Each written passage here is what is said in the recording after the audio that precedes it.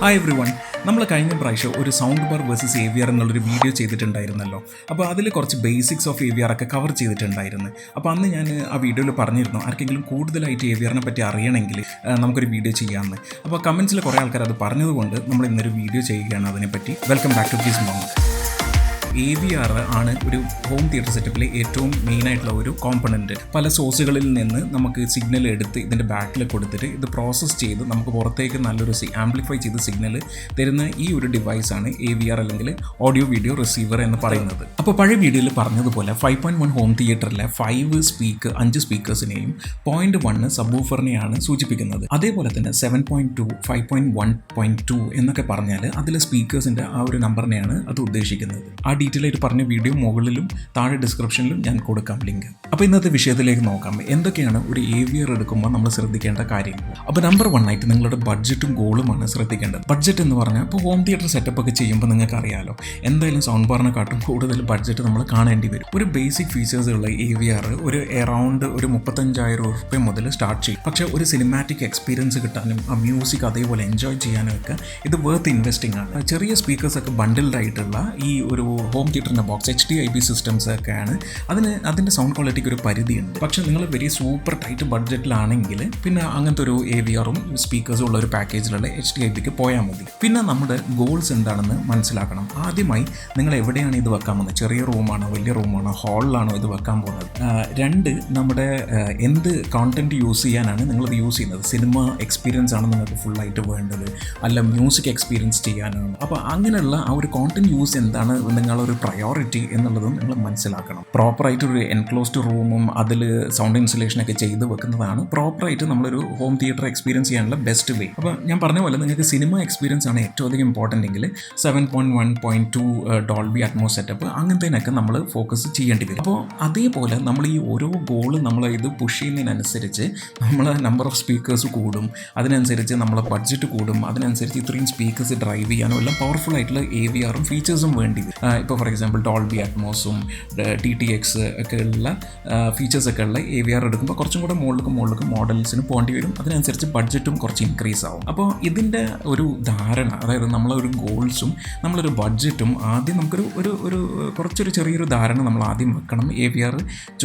നമ്മൾ short list ചെയ്യാൻ തുടങ്ങുന്ന സമയത്ത്. പിന്നുള്ളത് ഫ്യൂച്ചർ അപ്ഗ്രേഡബിലിറ്റിയാണ്. നാളെ ഒരു കാലത്ത് നിങ്ങൾക്ക് ഇത് ഇപ്പോൾ ഫോർ എക്സാമ്പിൾ ഇപ്പോൾ നിങ്ങൾ 5.1 ഇപ്പോൾ എടുത്ത്, പക്ഷേ ഒരു 2-3 കൊല്ലം കഴിഞ്ഞിട്ട് നിങ്ങൾക്ക് അയ്യോ എനിക്ക് ഡോൾബി അറ്റ്മോസ് എക്സ്പീരിയൻസ് ചെയ്യണം, അങ്ങനത്തെ അതിൽ മൂവീസ് കാണണം എന്ന് വിചാരിക്കുമ്പോൾ പിന്നെ നിങ്ങൾക്ക് 2 സ്പീക്കർ വാങ്ങാൻ പറ്റും. പക്ഷേ AVRന് അത് ചാനൽ ഉണ്ടാവില്ല, 2 ചാനൽ.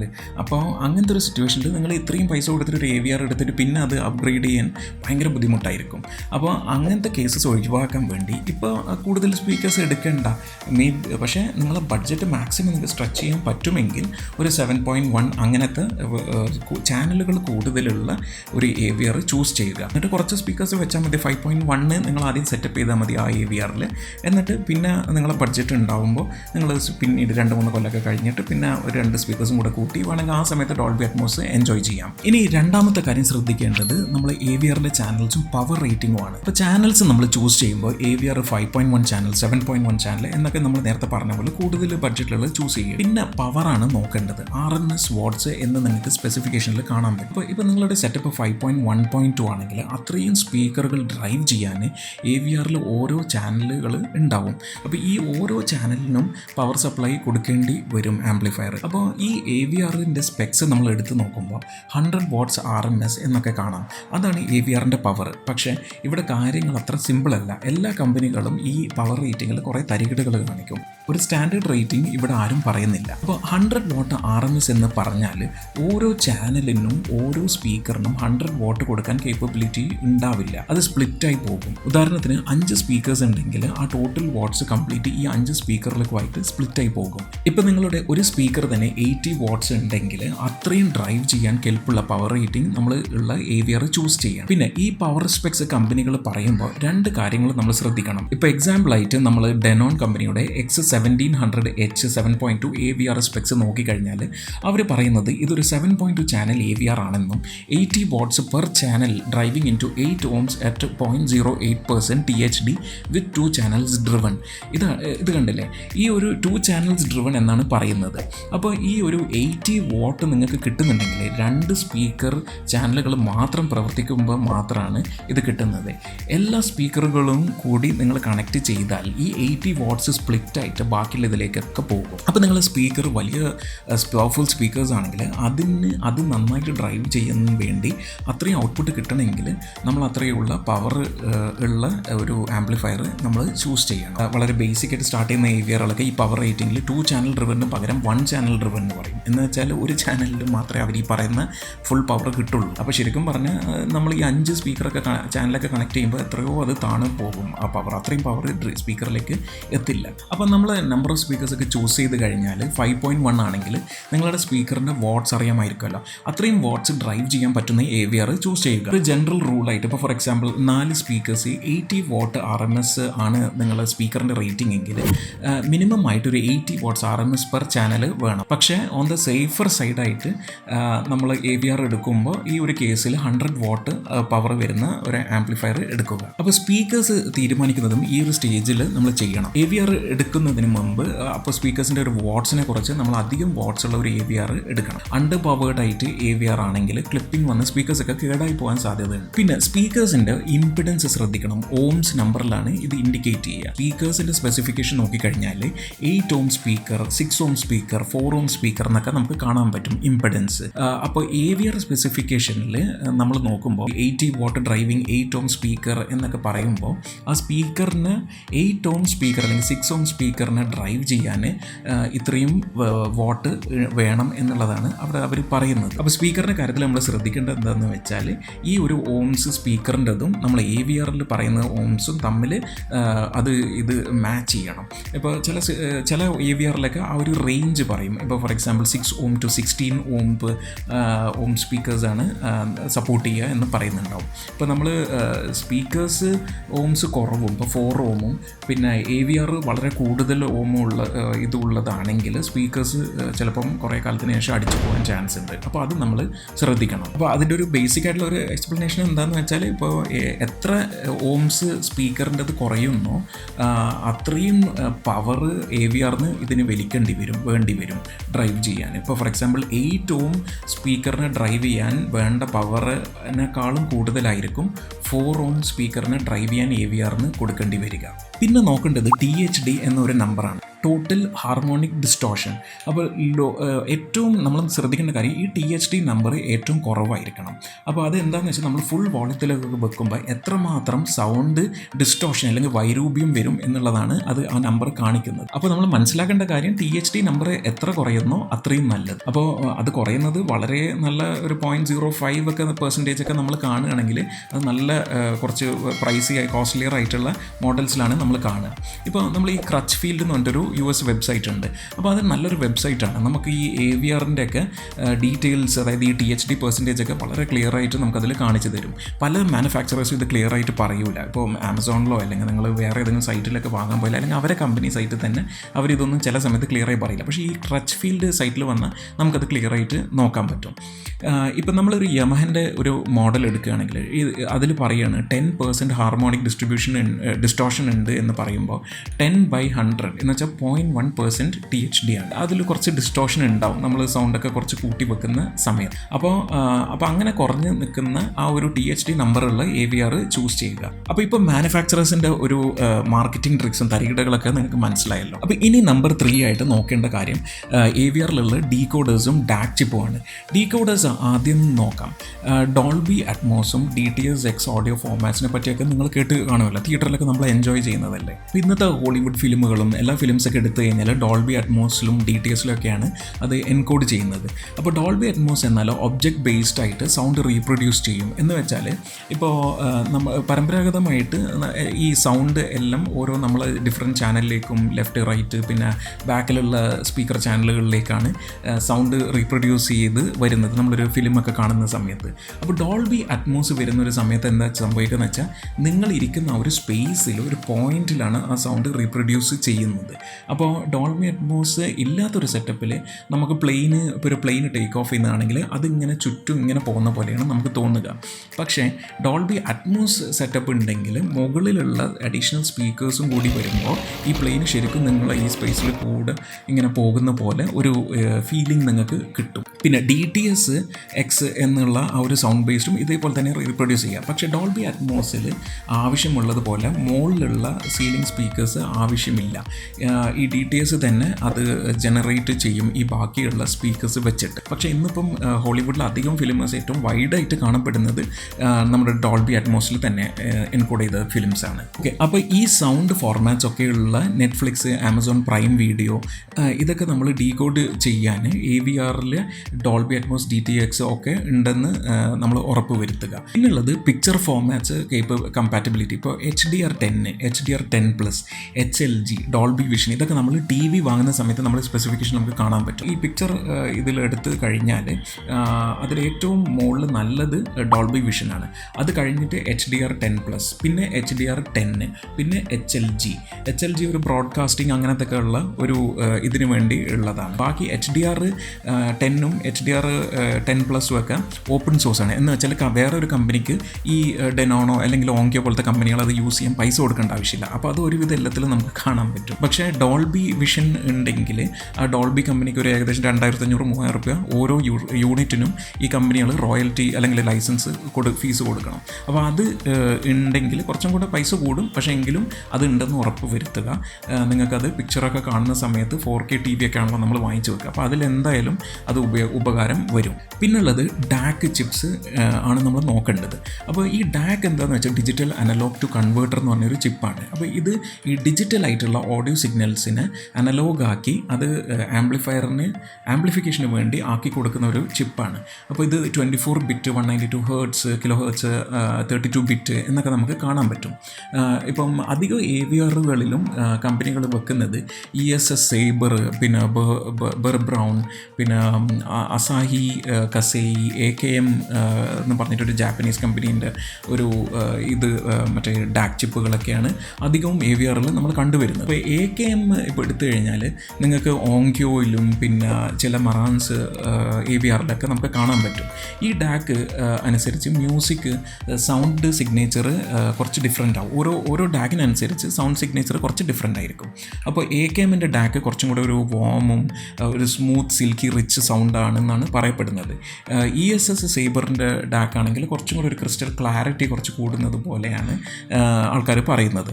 അപ്പോൾ നല്ലൊരു DAC ഉണ്ടെന്ന് നമ്മൾ സ്പെസിഫിക്കേഷനിലൊക്കെ നോക്കിയിട്ട് ഉണ്ടെങ്കിൽ അതെടുക്കും. അപ്പോൾ ഇനി നമ്പർ 4 ഇമ്പോർട്ടൻ്റ് ആയിട്ട് ഉള്ള ഒരു കാര്യമാണ് connection ports. HDMI, speaker out, sub out, സബിൻ്റെ പ്രീ ഔട്ട്, സ്പീക്കേഴ്സിൻ്റെ പ്രീ ഔട്ട്, ഒപ്റ്റിക്കൽ പോർട്ട്, പിന്നെ സോൺസ്, ഇങ്ങനെയുള്ള ഈ AVRൻ്റെ ബാക്കിലുള്ള പോർട്ട്സ് ശ്രദ്ധിക്കാനുള്ള ഒരു കാര്യമാണ് നമ്മൾ നോക്കേണ്ടത്.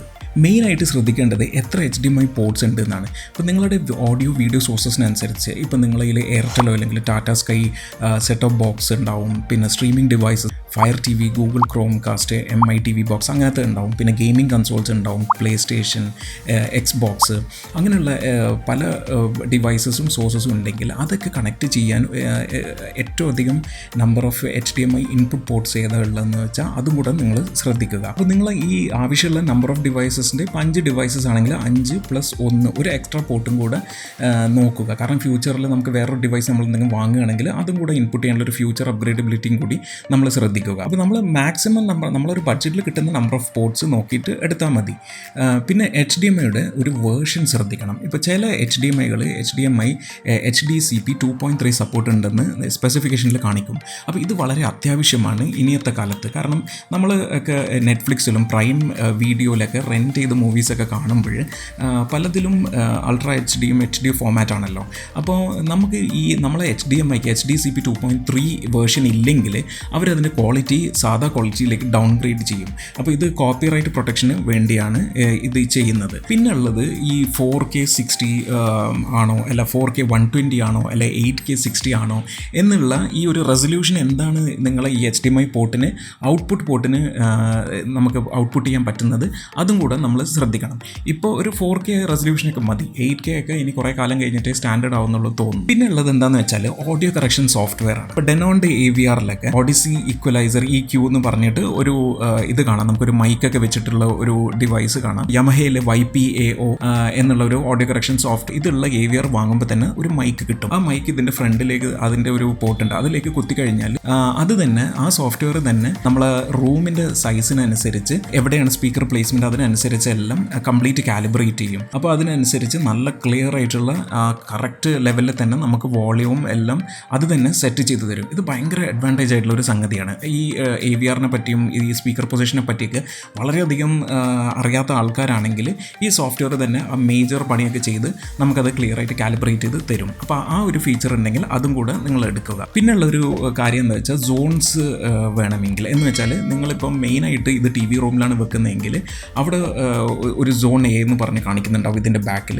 പിന്നെ സോൺ B എന്ന് പറഞ്ഞിട്ട് നിങ്ങൾക്ക് വേണമെങ്കിൽ വേറൊരു റൂമിലേക്ക്, ഇപ്പോൾ ബെഡ്റൂമിലേക്കോ അല്ലെങ്കിൽ ഹാളിലേക്കോ അവിടേക്കൊക്കെ വേണമെങ്കിൽ ഇതിന്ന് സോൺ B എന്ന് വയറെടുത്ത് നിങ്ങൾക്ക് സ്പീക്കർ സെറ്റ് ചെയ്യാം. അപ്പോൾ അതിൻ്റെ ഗുണം എന്താ വെച്ചാൽ നിങ്ങൾ ഇവിടെ TV റൂമിലൊരു സംഭവം കളിക്കുമ്പോൾ മറ്റേ റൂമിലും വേറൊരു ആൾക്കാർക്ക് വേണമെങ്കിൽ ഇതിന്ന് തന്നെ നമുക്ക് ഇതെടുത്തിട്ട് കേൾക്കാം. അതിനായിട്ട് വേറൊരു AVR വാങ്ങേണ്ട ആവശ്യമില്ല. അപ്പോൾ അത് കുറച്ചും കൂടെ കോസ്റ്റ്ലിയർ ആയിട്ടുള്ള മോഡൽസിലാണ് ഉണ്ടാവുക.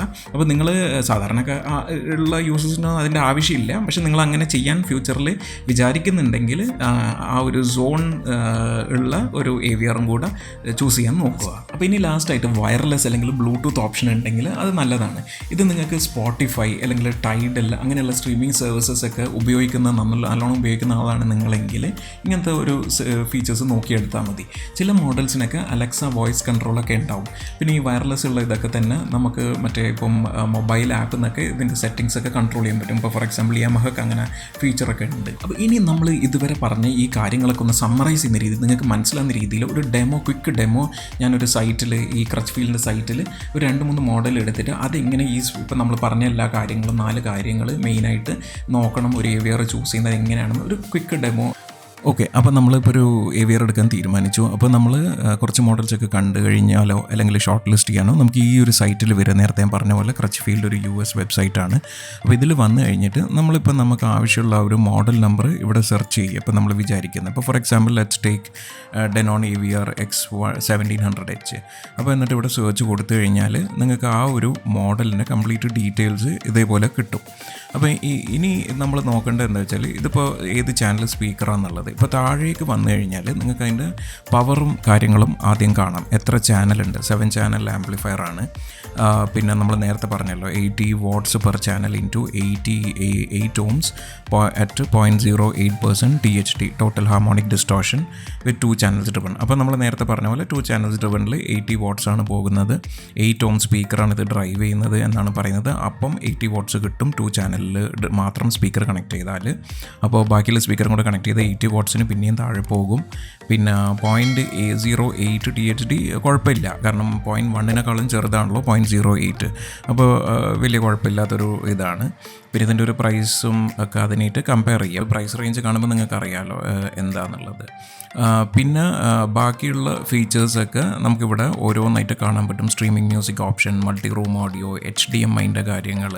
ഇപ്പോൾ നമ്മൾ നേരത്തെ പറഞ്ഞില്ലേ HDMI പോർട്സിൽ 8K റെസൊല്യൂഷൻ, 4K റെസൊല്യൂഷൻ്റെ കാര്യങ്ങൾ, എല്ലാ input output port 4K 60 Hz support ചെയ്യുന്നത്, HDCP 2.3 ആണെന്നുള്ളത്. പിന്നെ HDR10 picture formats 10+, Dolby vision, HLG എല്ലാം സപ്പോർട്ട് ചെയ്യുന്നുണ്ട്.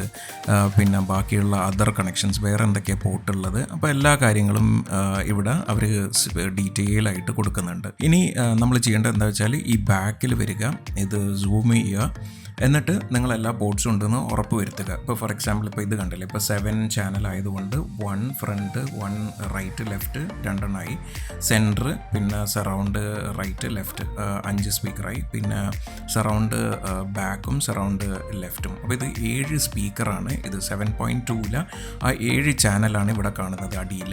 പിന്നെയുള്ള ഈ 0.2 നമ്മൾ പറഞ്ഞല്ലോ, 0.1 പറഞ്ഞാൽ ഒരു സബ് ഓഫർ, 0.2 എന്ന് പറയുമ്പോൾ 2 സബ് ഓഫർ. അപ്പോൾ ഇവിടെ കണ്ടില്ലേ സബ് ഓഫർ പ്രീ ഔട്ട് 1, ഇത് 1ന് ഇവിടെ നിന്നാണ് ലൈൻ എടുത്ത് ഒരു സബ് ഓഫറിന് കൊടുക്കുക, ഇവിടെ നിന്നാണ് ലൈൻ എടുത്ത് നമ്മൾ വീണ്ടും വേറെ സബ് ഓഫറിന് കൊടുക്കുക. അപ്പോൾ പ്രീ ഔട്ട് ആയതുകൊണ്ട് നമുക്ക് വേണമെങ്കിൽ ആംപ്ലിഫയറിലേക്കും കൊടുക്കാം. പിന്നെ നമ്മൾ നോക്കേണ്ടത് ഈ HDMI പോർട്ടുകൾ നേരത്തെ ഞാൻ പറഞ്ഞ പോലെ എത്ര നമ്പർ ഉണ്ട് നമ്മുടെ സോഴ്സസിനനുസരിച്ച് സെറ്റ് ഓഫ് ബോക്സും ഗെയിമിംഗ് കൺസോളും അതൊക്കെ നോക്കിയിട്ട് എത്ര ഉണ്ട് എന്ന് കണക്കാക്കുക. പിന്നെ നമുക്ക് ആവശ്യമുള്ളത് ഉണ്ടോ എന്ന് നമ്പർ ഓഫ് HDMI ഇൻപുട്ട് ഉണ്ടോ എന്ന് നോക്കുക. ഔട്ടിൽ HDCP 2.3 ആണെങ്കിൽ അത്, പിന്നെ അതിൻ്റെ റെസൊല്യൂഷൻ, പിന്നെ ഇതും HDCP 2.3 ആണെന്ന് കാണിക്കുന്നുണ്ട് വേർഷന്. പിന്നെ ഇവിടെ EARC ഉണ്ടെന്ന് ഉറപ്പ് വരുത്തുക. പിന്നെ അപ്പോൾ അതാണ് HDMI പോർട്ടിൻ്റെ കാര്യങ്ങൾ. പിന്നെ ഉള്ളത് ഡിജിറ്റൽ, ഇതിപ്പം ഒപ്റ്റിക്കൽ കേബിളാണ്. ഇപ്പോൾ HDMI വഴി അല്ലാതെ നമുക്ക് വേണമെങ്കിൽ ഇതുവഴിയും സൗണ്ട് ബാറിൽ TV-യിൽ നിന്ന് ഇതിലേക്ക് കണക്ട് ചെയ്യാൻ പറ്റും. പിന്നെ ഉള്ളത് നമ്മൾ ഇപ്പോൾ ഇത് എടുത്തു കഴിഞ്ഞാൽ ഇത് കണ്ടല്ലോ, നമ്മൾ നേരത്തെ സോണിനെ പറ്റി പറഞ്ഞില്ലേ, പല പല റൂമിലേക്ക് വലിക്കാൻ പറ്റുന്ന വേറെ റൂമിലേക്ക്. അപ്പോൾ അതേപോലെ സോൺ 2-നുള്ള പ്രീ ഔട്ടാണ് ഇത്. വേണമെങ്കിൽ ഇവിടെ നിന്ന് എടുത്ത് ആംപ്ലിഫയറിൽ കൊടുത്ത് വീണ്ടും വേറെ റൂമിലേക്കുള്ള സ്പീക്കറിൽ നമുക്ക് കൊടുക്കാൻ പറ്റും. പിന്നെ ഇത് ഫോണോ എന്ന് പറഞ്ഞു കഴിഞ്ഞാൽ നമ്മൾ ഈ പണ്ടത്തെ റെക്കോർഡ് ഇതുണ്ടല്ലോ, റെക്കോർഡ് ഫോണോഗ്രാംസ്, അപ്പോൾ അങ്ങനത്തെ വളരെ ഈ ഓഡിയോ ഫയൽസ് ആയിട്ടുള്ള ആൾക്കാരൊക്കെ ഇപ്പോഴും അതൊക്കെ ഉപയോഗിക്കുന്നുണ്ട്. അപ്പോൾ അതിൽ നിന്ന് നമുക്ക് കണക്ട് ചെയ്യണമെങ്കിൽ അതിൽ നിന്നുള്ള കണക്ട് ചെയ്യാനുള്ള പോർട്ടാണിത്. പിന്നെ നമ്മൾ പരമ്പരാഗതമായ AM FM അങ്ങനത്തെ സാധനങ്ങൾ കേൾക്കണമെങ്കിൽ അതിനുള്ള ആൻറ്റിന കണക്ട് ചെയ്യാനുള്ള സാധനമാണിത്.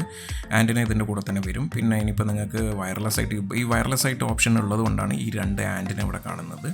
പിന്നെ ഇനിയിപ്പോൾ അതെല്ലാം നമുക്ക് ഇഥർനെറ്റ് പോർട്ട് വഴി വയർ വെച്ച് ഇൻ്റർനെറ്റ് ഇടണമെങ്കിൽ അതും ചെയ്യാനുള്ള ഓപ്ഷൻ ഉണ്ട്. പിന്നെ നിങ്ങൾക്ക് വേറെ എന്തെങ്കിലും ഇൻഫ്രാറെഡ് റിമോട്ട് കൺട്രോൾ വേറെ എന്തെങ്കിലും ഒരു ഡിവൈസ് കണക്ട് ചെയ്യണമെങ്കിൽ അതിൻ്റെ ഇൻഫ്രാറെഡ് റിസീവറിൻ്റെ ആ സാധനം ഇവിടെ ജാക്കിൽ കുത്താനുള്ള ജാക്കും തന്നിട്ടുണ്ട്. ഇതിപ്പോൾ നേരത്തെ പറഞ്ഞ പോലെ ഒരു ഡിസ്പ്ലേ ഔട്ട് മാത്രമേ ഉള്ളൂ. നിങ്ങളിപ്പോൾ പ്രൊജക്ടറും TV-യും കണക്ട് ചെയ്യാനാണെങ്കിൽ 2 പോർട്ടുള്ള ഇത് നോക്കേണ്ടി വരും. അപ്പോൾ ഇങ്ങനെ നമ്മളെല്ലാ ചാനലും എല്ലാ മോഡൽസും ഇങ്ങനെ ഇതിലിട്ട് നോക്കി സെർച്ച് ചെയ്ത് ഇതിൻ്റെ ബാക്ക് ചെക്ക് ചെയ്ത് പവറും ആംപ്ലിഫയറും പവറും ചാനൽ ഡ്രിവണും THD ടോട്ടൽ ഹാർമോണിക് ഡിസ്റ്റോർഷനും എല്ലാ കാര്യങ്ങളും ചെക്ക് ചെയ്തിട്ട് ഉറപ്പ് വരുത്തിയിട്ട് നമ്മളൊരു ഇത് ചെയ്യുക. അപ്പോൾ ദാറ്റ്സ് ഇറ്റ് ഗൈസ്. ഇന്ന് കുറച്ച് ഇൻഫർമേഷൻ കൂടുതലാണെന്നറിയാം, പക്ഷേ ഒരു AVR ചൂസ് ചെയ്യുമ്പോൾ ശ്രദ്ധിക്കേണ്ട കാര്യങ്ങൾ നിങ്ങൾക്ക് മനസ്സിലായി എന്ന് പ്രതീക്ഷിക്കുന്നു. ഒരു സൗണ്ട് ബാർ കമ്പാരിസൺ വീഡിയോ ചിലപ്പോൾ അടുത്ത് തന്നെ ചെയ്യും. അപ്പോൾ അതുകൊണ്ട് എന്തായാലും സബ്സ്ക്രൈബ് ചെയ്യുക. അപ്പോൾ നിങ്ങളുടെ അഭിപ്രായവും കമൻസും ചോദ്യങ്ങളും എല്ലാം കമൻറ്റ് ബോക്സിൽ ഇടുക. നമ്മളൊരു മെമ്പർഷിപ്പ് ഓപ്ഷൻ ഇപ്പോൾ ഓപ്പൺ ആക്കിയിട്ടുണ്ട്. അപ്പോൾ നിങ്ങൾക്ക് 2 ടിയർ ഓപ്ഷൻസ് ഉണ്ട്. അപ്പോൾ നിങ്ങൾക്ക് നമ്മളെ സപ്പോർട്ട് ചെയ്ത് ചാനലിൻ്റെ മെമ്പറായി കഴിഞ്ഞാൽ കൂടുതൽ ഒരു പ്രയോറിറ്റി അഡ്വൈസും കൺസൾട്ടിങ്ങും ഇതൊക്കെ നിങ്ങൾക്ക് തരാൻ പറ്റും.